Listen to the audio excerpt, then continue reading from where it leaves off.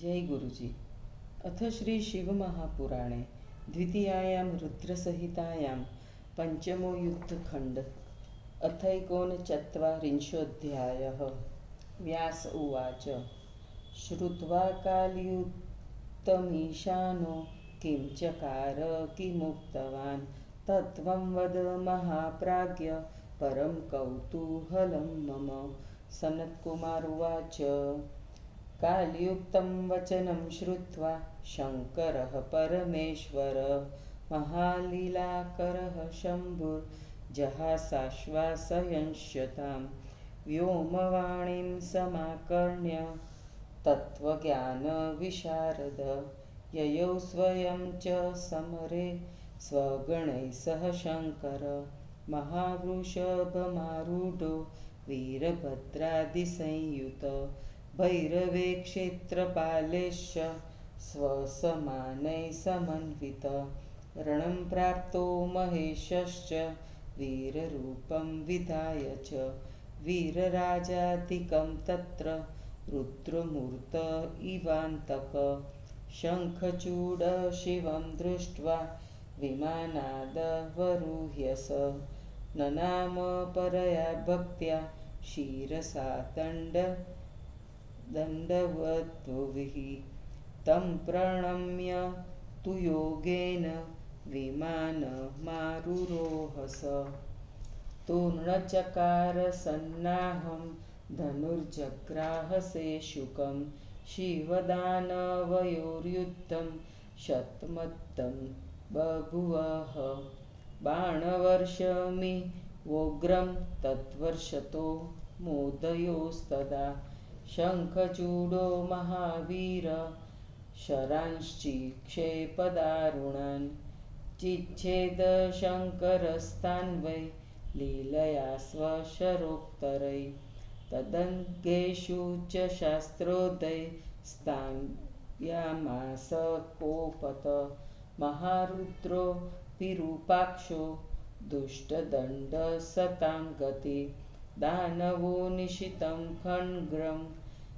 खङ्गं चर्मचादाय वेगवान् वृषं जधान शिरसि शिवस्य वरवाहनं ताडिते वाहने रुद्रस्तं क्षुरप्रेरलीलया खड्गं चिच्छेद तस्याशु चर्मचापि महोज्ज्वलं छिन्नोऽसौ चर्मणि तदा शक्तिं चिक्षेपसोऽसुर द्विधा चक्रे स्वबाणेन हरस्तां सम्मुखागतां कोपात्मात शङ्खचूड चक्रं विक्षेपदानव मुष्टिपातेन तच्चाप्य चूर्णयत्सहसा हर गदामाविद्य तरसा सच्चिक्षेपहरं प्रति शम्भुना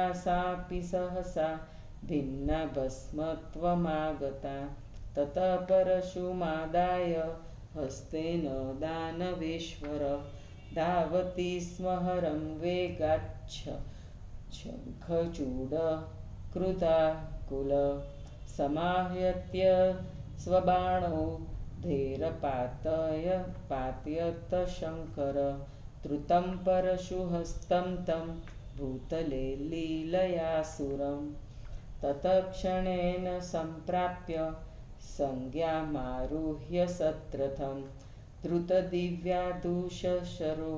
वभो व्याप्याखिलं नभ आयान्तं तं निरीक्ष्यैव डमरुध्वनिमादरात्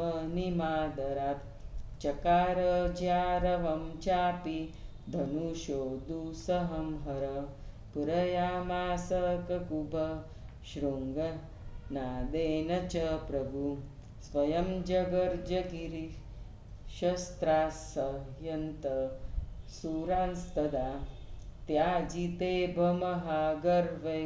महानार्दैर्षुरुषेश्वर पूरयामास सहसाखं गां वसुदिशस्तथा महाकालः समुत्पत्य ताड्यग्द्रां तथा नभ कराभ्यां तन्निनादेन क्षिप्ता आसन् पुरारवा अट्टहासमशिवं क्षेत्रपालश्चकारः भैरवोऽपि महानादं सचकार महाहवे महाकोलाहलो जातो रणमध्ये भयङ्कर वीरशब्दो बभुवाथ गणमध्ये समन्तत सन्त्रे सुरदानवा सर्वे तैः शब्दैर्भयदे खरे चुकोपातीव तच्छ्रुत्वा दानवेन्द्रो महाबल तिष्ठि तिष्ठेति तृष्टात्मन् व्याजहार यदाहर दैवैर्गणैश्च तैश्चित्रं मुक्तं जय जयेति च अथागत्य स दम्भस्य तनयः सुप्रतापवान् शक्तिं विक्षेप रुद्राय ज्वालामालातिभीषणां वहीकुटप्रभायान्ति क्षेत्रपालेन सत्वरं निरस्तागत्य सजौवे मुखोत्पन्नमहोल्कया पुनः प्रववृते युद्धं शिवदानवयोर्महत् चकम्पे धरणिद्रोश्च सनगाब्धिजलाशया दाम्भिमुक्ताक्षरान् शम्भु शरांस्तत्प्रहितान् स च सहस्रशः शरैरुग्रैश्चिच्छेद शतशतस्तदा ततः शम्भु त्रिशूलेन सत्कृदस्तं जधानः तत्प्रहारमसहाशु कौपपात स मूर्छित ततः क्षणेन सम्प्राप सज्ञा सचतात्सुर आजधान शरैरुद्रं तान् सर्वान् वानात्तकार्मुक बाह्यनामयुतं कृत्वा छायदामास शङ्करं चक्रायुतेन सहसा शङ्खचूडप्रतापवान् ततो दुर्गापतिः क्रुद्धो रुद्रो दुर्गार्तिनाशन तानि चक्राणि चिच्छेद स्वशरैरुद्धमे द्रुतं ततो वेगेन सहसा गदामादाय दानव अभ्यधावत वै हन्तुं बहुसेनावृतो हरं गदां चिच्छेद तस्याश्वात् पतत सोऽसिनाहर शीतधारेण संक्रुध्यो दुष्टगर्वापहारक छिन्नायां स्वगदायां च चुकोपातीव दानव शूलं जग्राह तेजस्वी परेषां दुःसहं ज्वलत् सुदर्शनं शूलहस्तमायान् अन्तं दानवेश्वरं स्वत्रिशूलेन विव्याध हृदि तं वेगतो हर त्रिशूलभिन्नहृदया निष्क्रान्त पुरुषपर तिष्ठ तिष्ठेति चोवाच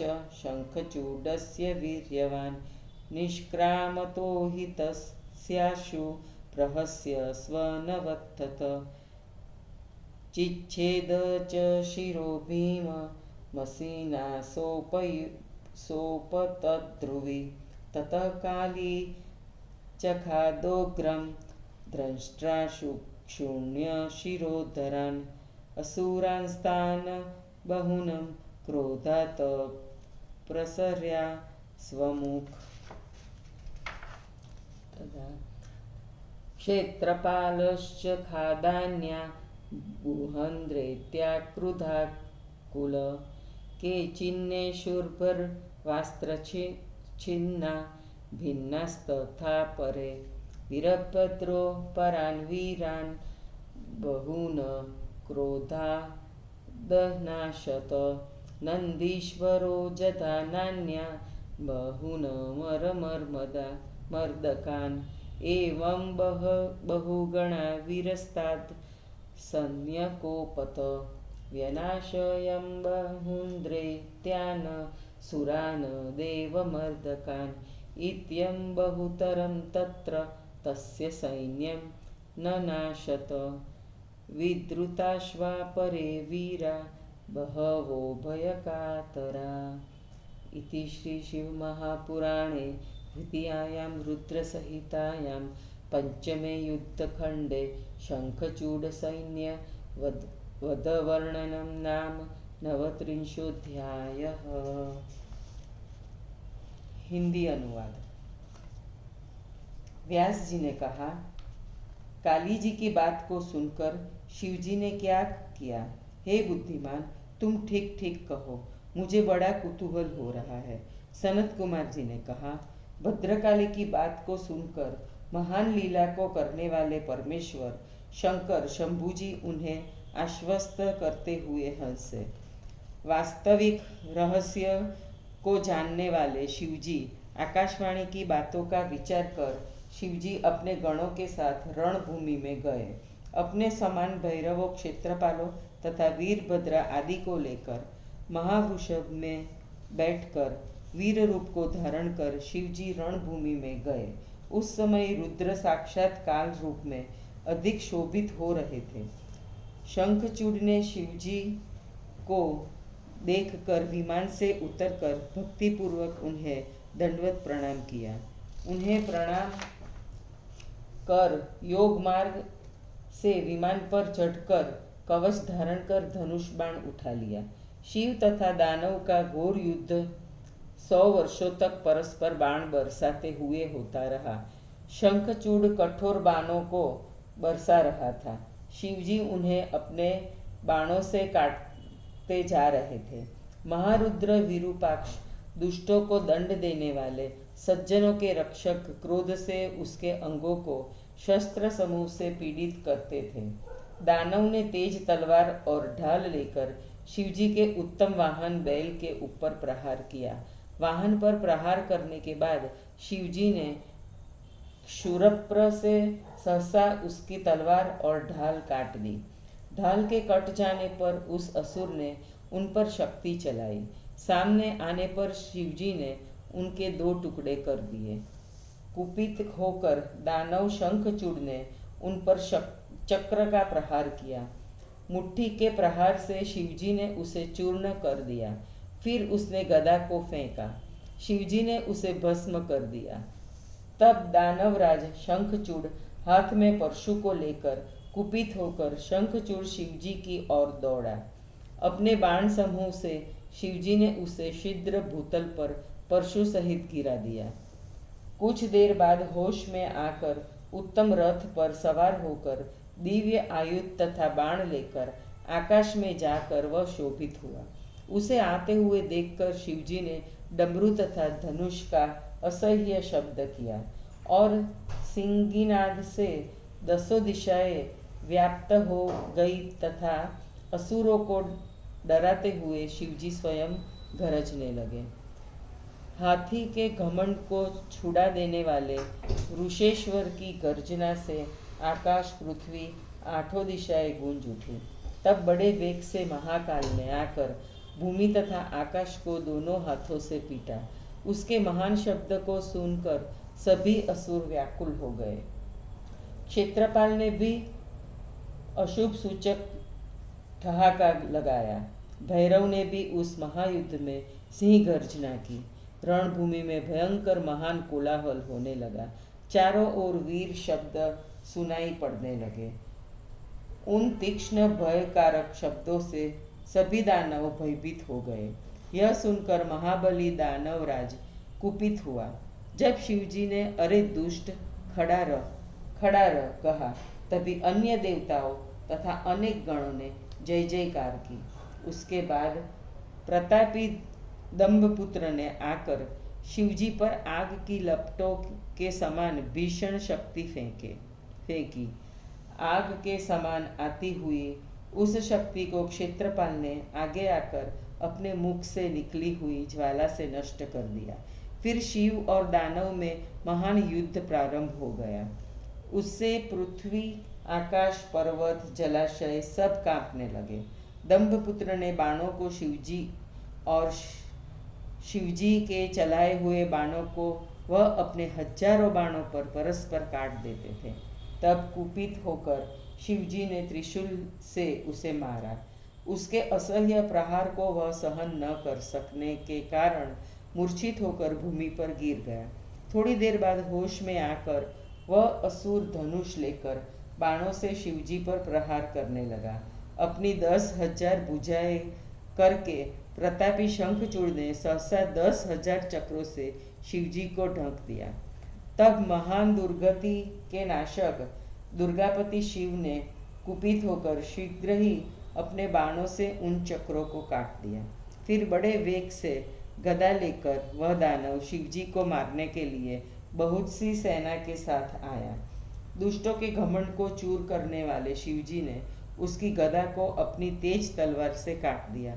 अपनी गदा के कट जाने पर वह दानव अत्यंत कुपित हुआ और उसने तेजस्वी असह्य प्रज्वलित शूल को हाथ में लिया। सुदर्शन शूल को हाथ में लेकर आते हुए उस दानवराज को देखकर शिवजी ने बड़े वेग से अपने त्रिशूल से उसके हृदय पर प्रहार किया। त्रिशूल से छाती फटते ही उस शक्तिशाली शंखचूड़ ने शरीर से एक दूसरा पुरुष निकला, जो खड़ा रह कहने लगा। उसके निकलते ही शिवजी ने हंसकर शब्द करने वाला उसका सिर तलवार से काट दिया। वह भूमि पर गिर गया। तब क्रोध से काली अपना मुख फैलाकर दांतों से गर्दनों को काट काट कर बहुत से असुरों को खा गई। कुपित होकर क्षेत्रपाल ने भी बहुत दैत्यों को खाया। शेष कुछ भैरव के अस्त्रों से छिन्न भिन्न हो गए। बुद्धिमान वीरभद्र ने दूसरे बहुतों का विनाश कर दिया। नंदीश्वर ने देवताओं को कष्ट देने वाले अनेक असुरों को मारा। इस प्रकार क्रोध से बंधकर बहुत से वीरगणों ने देवताओं को पीड़ित करने वाले अनेक दैत्यों तथा असुरों को नष्ट कर दिया। इस प्रकार उसकी बहुत सी सेना को नष्ट कर दिया। शेष वीर भयभीत होकर भाग गए। जय गुरु जी।